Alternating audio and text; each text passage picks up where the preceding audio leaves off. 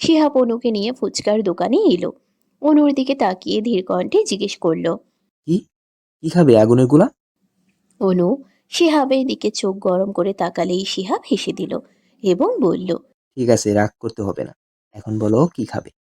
কিছু খেতে ইচ্ছে করছে না ভাইয়া, আপনি বরং আমাকে বাড়িতে ড্রপ করে দিন, তাহলেই হবে। অনুর কথা শুনে শিহাব কপাল চুলকিয়ে বলল, অবশ্যই গাড়িতে ড্রপ করে আসবো, কিন্তু তার আগে কিছু খেতে হবে। এসো। বলেই অনুর হাত ধরে সামনে এগিয়ে যায় এবং একটি ফাঁকা গোল টেবিলে বসিয়ে দিয়ে সে দোকানের ভেতর চলে গেল। অনু ঘাড় ঘুরিয়ে একবার রাস্তার ওই পাশে তাকায় এবং দেখে রিক্কি গাড়ির সঙ্গে হেলান দিয়ে একমনে সিগারেট খাচ্ছে। চোখে ব্ল্যাক সানগ্লাস রয়েছে। তাকে দেখে অন্যদিকে তাকিয়ে আছে মনে হলেও অনু জানে রিক্কির চোখ জোড়া তার দিকেই নিবদ্ধ হয়ে আছে এবং সে এটাও জানে রিক্কি এখন ভেতরে ভেতরে রেগে আগুন হয়ে আছে। এটা ভেবে মনে মনে হাসলো অনু। সে নজর সরিয়ে ঠিকঠাক হয়ে বসলো। শিহাব দোকানে অর্ডার দিয়ে দুটো পানির বোতল হাতে করে নিয়ে এলো। টেবিলের ওপর দুটো বোতল রেখে অনুর সামনে চেয়ারে বসলো। পানির বোতল দেখে অনু একটি নিয়ে একটু পানি খেয়ে নিল এবং হাত চোখ মুখ ধুয়ে নিল। কিন্তু এখন সে ভেজা চেহারা মুছবে কোথায়? অনুকে হাঁসফাঁস করতে দেখে শিহাব মুচকি হেসে পকেট থেকে রুমাল বের করে এগিয়ে দিল। অনু আলতো হেসে ধন্যবাদ দিয়ে রুমালটা নিয়ে ভালো করে মুখ মুছে নিল। এখন একটু গরম কম লাগছে। শিহাব অনুর আপাত মস্তক পর্যবেক্ষণ করে শান্ত গলায় বলল, এক্সাম কেমন হয়েছে? ক্লাস আসবে তো? অনু মাথা চুলকিয়ে বোকা বোকা হাসি দিয়ে বলল, শিওর না, তবে পাশ করব এটা 100% শিওর। শুধু প্লাস আসলে শুধু পাশ করলে হবে না অনু, ভালো রেজাল্ট করে আমাদের ভার্সিটিতে ভর্তি হতে হবে তোমার। ইনশাল্লাহ, দেখা যাক ভাগ্যে কি রয়েছে। দুজনের কথোপকথনের মাঝে একজন ওয়েটার খাবার নিয়ে এসে টেবিলের উপর রাখলো। অনু তাকিয়ে দেখে তার প্রিয় ফুচকা ও ভেলপুরি রাখা হয়েছে। এটা দেখে অনুর বোনের কথা মনে পড়ে গেল। শেষবার তো তারই সঙ্গে বাড়িতে খেয়েছিল। তারপর থেকে আপুকেও দেখতে পায়নি, আর এসব মুখেও তুলিনি। এসব ভেবে দীর্ঘশ্বাস ছাড়লো অনু। নাও খাও। শিহাব অনুর দিকে দুটো প্লেট এগিয়ে দিয়ে বলে। সেটা শুনে অনু বলল। আপনি খাবেন না? শিহাব কফির মগে চুমুক দিয়ে বলল। আমি এসব খেতে পছন্দ করি না অনু, তুমি খাও। অনু থমথমে মুখে বলল। কিন্তু আমি এতগুলো একা কিভাবে খাবো? শিহাব অনুর চোখের দিকে তাকিয়ে বলল। যেভাবে আগে খেতে ঠিক ওইভাবে খাবে। অনু আর কিছু বলল না, কারণ তারও খিদে পেয়েছে অনেকটাই। সে ধীরে ধীরে ফুচকা নিয়ে খেতে লাগলো আর শিহাবের সাথে টুকটাক গল্প করতে থাকলো। মাঝে মধ্যে ওই পাশের রাস্তায় দাঁড়িয়ে থাকা যুবকটির দিকেও তাকাতে বলল না। আরে, তোমরা এখানে? মেয়েলে কণ্ঠস্বর শুনে অনু ও শিহাব পাশে তাকিয়ে দেখে মিম হাসি মুখে দাঁড়িয়ে আছে। তাকিয়ে দেখে অনু বলল। এই তো আপু, ফুচকা খাচ্ছি, তুমিও এসো, এখানে বসো। মিম মুচকি হেসে বলল। আজ নয় অনু, বাড়ি ফিরতে হবে। অনু মিমের আপাত মস্তক পর্যবেক্ষণ করে নিল। পরনে সবুজ রঙের সুতির সালোয়ার কামিজ, হাতে ঘড়ি, কাঁধে ব্যাগ ঝুলানো, মাথার চুলগুলো উপরে খোপা করে চুলের কাঠি আটকানো। উজ্জ্বল শ্যাম বর্ণের চেহারা মলিন হয়ে আছে। দেখেই বোঝা যাচ্ছে ক্লান্ত অনেক। অনু বিচলিত কণ্ঠে জিজ্ঞেস করল। আপু, তুমি ঠিক আছো? মিম হেসে অনুর মাথায় হাত বুলিয়ে দিতে দিতে বলল। হ্যাঁ, আমি ঠিক আছি অনু, তুমি চিন্তা করো না, মাত্র টিউশন করে এলাম তো, তাই একটু ক্লান্ত লাগছে। শিহাব কিছু একটা ভেবে বলল। তুই কি আবারও হেঁটে এসেছিস? মিম শিহাবের দিকে এক পলক তাকিয়ে চোখ সরিয়ে নিয়ে কথা ঘোরানোর জন্য অনুকে বলল। অরি, কোনো খবর পেয়েছো অনু? অনু দুদিকে মাথা নাড়িয়ে না বোঝালো। সেটা দেখে মিম জোরে নিঃশ্বাস ফেলে বলল। চিন্তা করো না, তোমার আপুর খোঁজ জলদি পেয়ে যাবে। আঙ্কেল তো চেষ্টা করছে। একটু থেমে আবারও বলল। আচ্ছা অনু, নিজের খেয়াল রেখো, আর চলি। বলিয়ে মিম সেখান থেকে সামনের পথে হাঁটতে শুরু করলো। সেদিকে শিহাব ভ্রুকুচকে তাকিয়ে থাকলো। সে কয়েকদিন ধরেই লক্ষ্য করছে মিম তাকে ইগনোর করছে, কিন্তু কেন এমনটা করছে ঠিক বুঝে উঠতে পারছে না। তার এইসব ভাবনার মাঝেই অনু বলে উঠল। আপুকে দেখে অনেক ক্লান্ত মনে হচ্ছে, আপনি বরং আপুকে নিয়ে যান, আমি রিকশায় করে চলে যাব। এমনিতেই আমার বাড়ির রাস্তা উল্টো দিকে। শিহাব অনুর দিকে তাকিয়ে বলল। কিন্তু তুমি একা? শিহাবের কথার মাঝখানে অনু থামিয়ে দিয়ে বলল। সমস্যা নেই, আমি যেতে পারবো, আপনি চিন্তা করবেন না। শিহাব ঠোঁট কামড়ে ধরে কিছুক্ষণ ভেবে বলল। ঠিক আছে, চলো, আমি তোমায় রিস্কায় উঠিয়ে দিই। অনু মাথা নেড়ে সম্মতি দিয়ে উঠে দাঁড়ালো। শিহাব বিল মিটিয়ে অনুকে নিয়ে রাস্তার পাশে এলো এবং একটি রিকশায় উঠিয়ে দিয়ে বলল। সাবধানে যেও অনু। অনু মুচকি হেসে মাথা নাড়িয়ে সম্মতি দিল। রিকশা আপন গতিতে চলতে শুরু করলো। শিহাব সেদিকে কিছুক্ষণ তাকিয়ে থেকে নিজ গাড়িতে উঠে অন্য পথে চলতে শুরু করলো। এই পচা ডিম, গাড়িতে উঠ। মিম নিজ মনে একা একা হেঁটে যাচ্ছিল।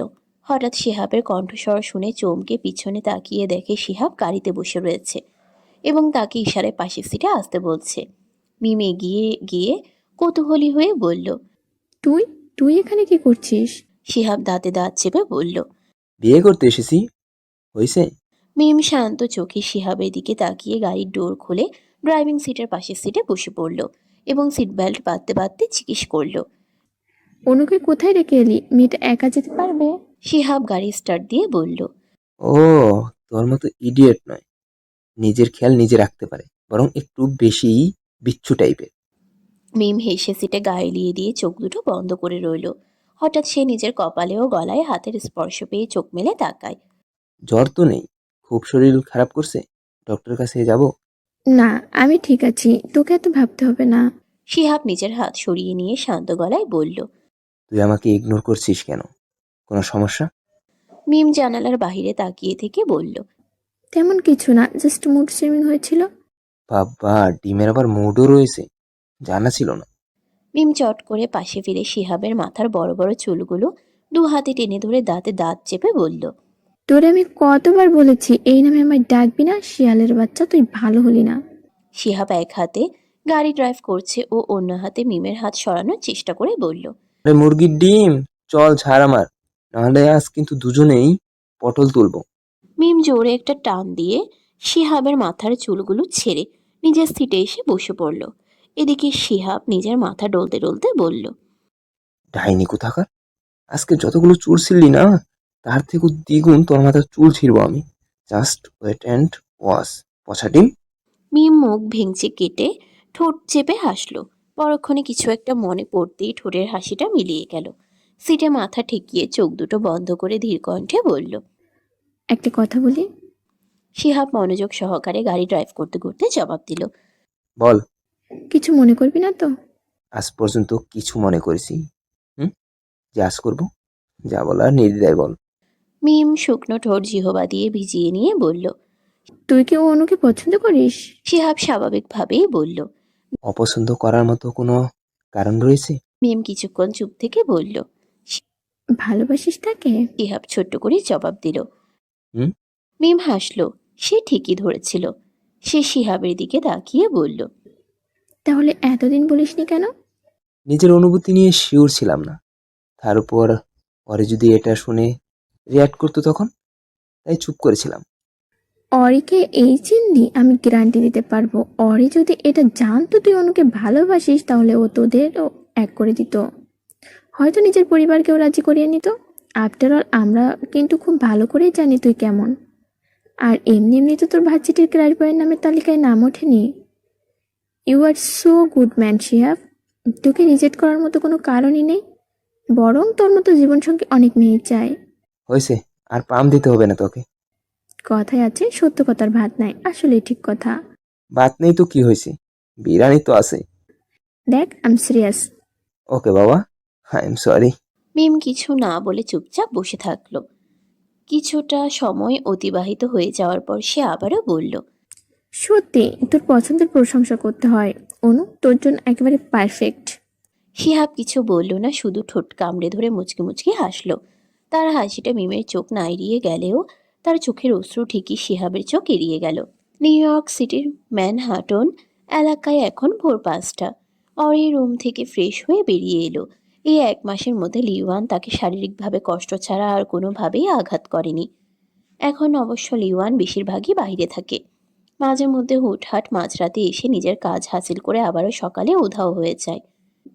এই তো আজ নিয়ে 2 দিন হতে চলল ওই শয়তানের দেখা নেই। অরি বুঝতে পারে না এই অমানুষটা আদৌ কোথায় যায়। হয়তো কাজের চাপে বাহিরেই থাকে। সে অত ভাবে না, যা ইচ্ছে করুক বা হোক তাতে তার কি। সে তো এই কারাগার থেকে মুক্ত হতে পারলেই বাঁচে। এখানে আসার পর থেকে বাহিরের দুনিয়া দেখেনি সে। সব সময় এই প্যান্ট হাউসে বন্দির মতো জীবনযাপন করতে হয়েছে। ট্যারেস থেকে বাহিরে পার্ক দেখে আফসোস করেছে। সে যদি একটু জাস্ট একটু একা নিরিবিলি ওখানে গিয়ে সময় কাটাতে পারতো, তাহলে হয়তো একটু হলেও মনের কষ্টটা হালকা হতো। কিন্তু সেটারও উপায় রাখেনি লিওয়ান। সে তো দরজা খোলার পাসওয়ার্ডই জানে না। সেখানে লিওয়ানের অবর্তমানে বের হবে কিভাবে? সব রাস্তা বন্ধ তার। এসব ভেবে ড্রয়িং রুম পেরিয়ে কিচেনে গেল। তার ডান হাতের আর্ম স্লিপ ও ব্যান্ডেজ খুলে দিয়েছে। এখন বলতে গেলে অনেকটাই সুস্থ সে। রাতের দিকে তাড়াতাড়ি ঘুমিয়ে যাওয়ার ফলে এখন এই ভোরে ঘুম থেকে উঠে খিদে পেয়েছে। লিওয়ান থাকাকালীন তাকে ল্যাপটপে রান্নার অনেকগুলো ভিডিও দেখিয়েছে। সে ওইগুলো দেখেই টুকটাক রান্না করতে শিখেছে। লিওয়ান এখানে থাকলে তাকে রান্না করতে হয় না। বাইরে গেলেও তার জন্য রান্না করে বা বাহির থেকে খাবার অর্ডার করে রেখে যায়। আজও সারাদিন লিওয়ানে রেখে যাওয়া খাবারই খেয়েছে, কিন্তু সব শেষ হয়ে গেছে। তাই এখন রাতের রান্না করতে হবে থাকে। অরি ফ্রিজ থেকে কিছু সবজি বের করে নিয়ে সেগুলো ধুয়ে ছোট ছোট টুকরো করে কেটে নিল। কলিজা বের করে ভিজিয়ে রাখলো। কারেন্টের চুলায় প্যান বসিয়ে দিয়ে হালকা গরম করে নিল। তারপর তেল ও পেঁয়াজ কুচি দিয়ে নেড়েচেড়ে কেটে রাখা হরেক রকমের কাঁচা সবজির টুকরোগুলো দিয়ে ভেজে নিল। এক এক করে সব মশলা মেশানোর পর কিছুক্ষণ নেড়েচেড়ে অল্প পানি দিয়ে কষিয়ে নিল। ফ্রিজ থেকে 4টা ডিম বের করে সবজির ঝোলের পানির মধ্যে ভেঙে দিল।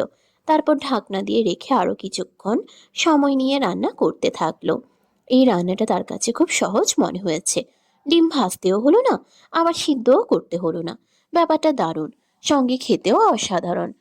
অরি এক পথ রান্না করে নামিয়ে রেখে কলিজা ভুনা করে নিল। পরোটার সঙ্গে খেতে দারুণ লাগে তার। ফ্রিজ থেকে ফ্রোজেন পরোটা বের করে ঘিয়ে ভেজে নিল। সেসব রান্না শেষ করে সবকিছু সুন্দর করে গুছিয়ে রাখে। খাবার বেড়ে ডাইনিং টেবিলের উপর রাখলো। অতঃপর বেসিন থেকে হাত চোখ মুখ ধুয়ে এসে চেয়ারে বসে প্লেটে খাবার সাজিয়ে নিয়ে ধীরে ধীরে খেতে শুরু করলো।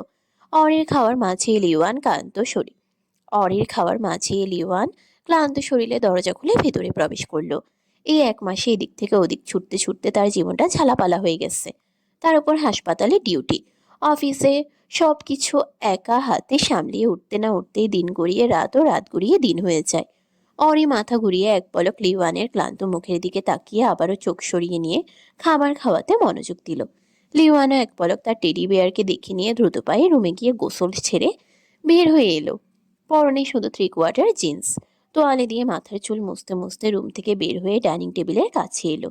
ডিমের তরকারি দেখে লিওয়ান ভ্রুকুচকে অরির দিকে তাকিয়ে জিজ্ঞেস করলো, আগেরবারে ডিমের মধ্যে বাদামের গুঁড়ো মিশিয়ে আমাকে হাসপাতালে পাঠিয়ে দিয়েছিলে, তাহলে আজ এই ডিমের মধ্যে কি মিশিয়ে রেখেছিস? হ্যাঁ, অরি মুখ ভর্তি খাবার নিয়ে চিবোতে চিবোতে বলল, তেমন কিছু না, জাস্ট একটু ইঁদুর মারার বিষ মিশিয়ে রেখেছি, খেয়ে দেখুন, সেই মজা। লিওয়ান অরির পাশের চেয়ারে বসতে বসতে বিরক্তিকর কণ্ঠে বলল, হারামের মেয়ে, তুই আর ভালো হলি না। এখনও নিজের স্বামীকে মারার জন্য এই মাথায় প্ল্যান করিস? সময় রয়েছে, ভালো হয়ে যা, নয়তো তোর এই শয়তানের মাথা ফাটিয়ে দিয়ে মকচপোনা করে খাবো। অরি নিজের মাথা এগিয়ে দিয়ে বলল। নিন, ফাটিয়ে খান, আমি তো আর বাধা দিইনি। লিওয়ান অরির মাথায় ঠোঁট ছুঁয়ে দিয়ে বিড়বিড় করে বলল। মগজ খেয়ে লাভ নেই, বরং তোকে একটু একটু করে খাবো। বলেই বাঁকা হাসল লিওয়ান। অরি সোজা হয়ে চুপচাপ খেতে লাগলো, কিন্তু তাকে চেয়ার সহ নিজের দিকে ঘুরিয়ে নিয়ে বলল, খুব খিদে পেয়েছে টেডি বিয়ার, প্লিজ আজ একটু খাইয়ে দে। কেন, আপনার হাত নেই? আছে তো, কিন্তু নিজ হাতে খেতে ইচ্ছে করছে না। আমি পারবো না, দুঃখিত।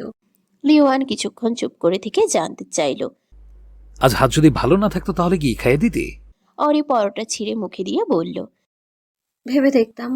অরির কথাটা বলতে দেরি হলেও লিওয়ানের অঘটন ঘটতে দেরি হলো না। হঠাৎ করে কাঁচ ভাঙার শব্দ অরি চমকে উঠল। সে চট করে পাশে তাকাতেই দেখল লিওয়ানের ডান হাতে তালুতে কাঁচ গেঁথে গিয়ে অঝরে রক্ত গড়িয়ে পড়ছে। এটা দেখে অরির চোখ দুটো বড় বড় হয়ে গেল। বুঝতে বাকি রইল না যে লিওয়ান কাঁচের গ্লাস শক্ত করে চেপে ধরে ভেঙে ফেলছে। অরি খাওয়া থামিয়ে দিয়ে জিজ্ঞেস করল। এটা কেন করলেন?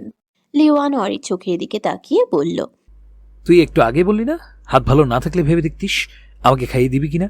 আর এখন তো আমার হাত ভালো নেই, তাহলে কি এখন খাইয়ে দিবি? অরির চোয়াল শক্ত হয়ে গেল।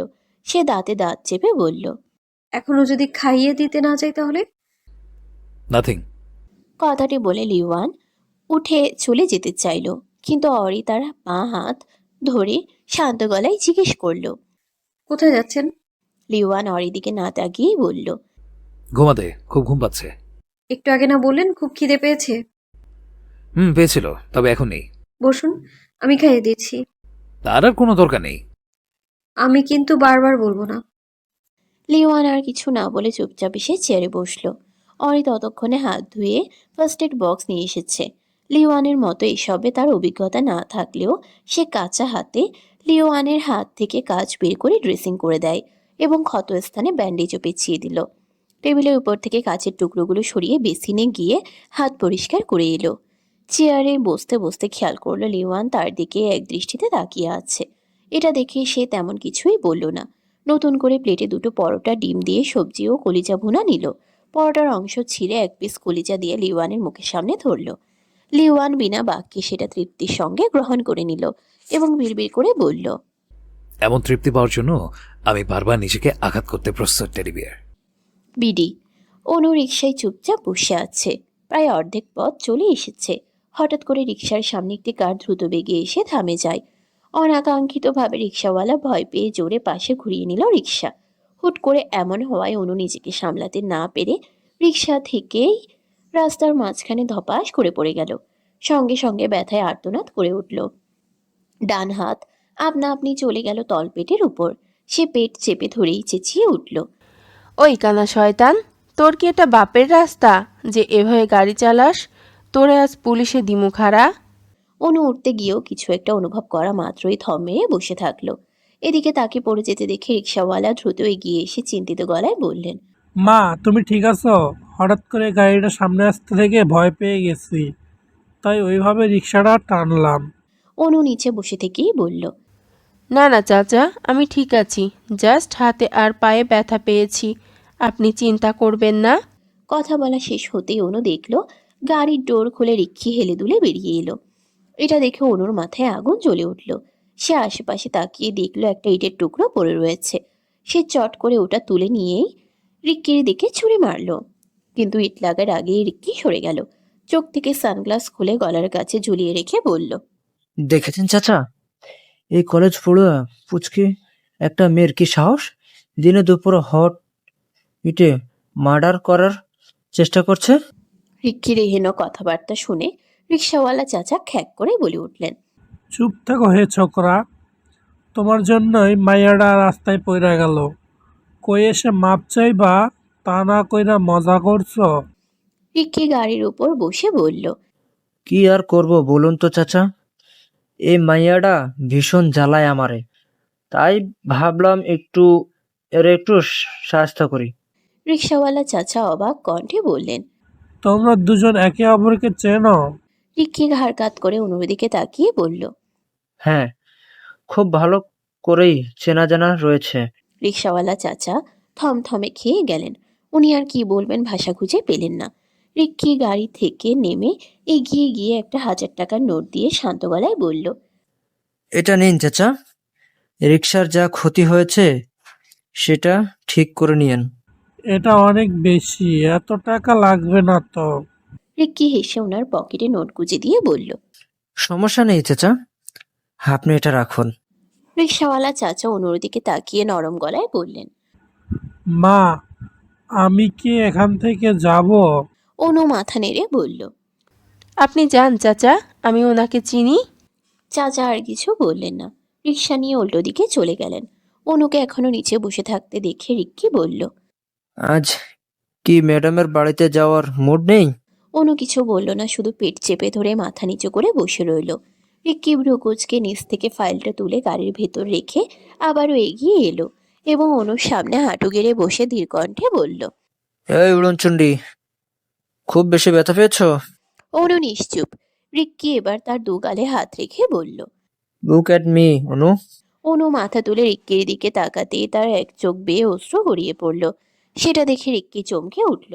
সে বিচলিত কণ্ঠে বলল, সরি, আই এম সরি অনু, আমার এমনটা করা মোটেও ঠিক হয়নি। তো তুমি কোথায় ব্যথা পেয়েছো? কোমরে? চলো তোমাকে ডক্টরের কাছে নিয়ে যাই। এক নাগাড়ে কথাগুলো বলে অনুর হাত ধরে টেনে তুলতেই চমকে উঠল রিক্কি। খেয়াল করলো অনুর ব্লিডিং হচ্ছে। সাদা কলেজ ড্রেস পেছনের অংশের দিকে লাল হয়ে গেছে। রিক্কি ভড়কে গিয়ে বলল, ওহ নো, তোমার ব্লিডিং হচ্ছে তো, তোমার কোথায় আঘাত লেগেছে? রিক্কির মুখে এমন কথা শুনে অনু রেগে মেগে দাঁতে দাঁত চেপে বলল, আমার পিরিয়ড হয়েছে, আশা করছি এটার মানে নিশ্চয়ই জানেন।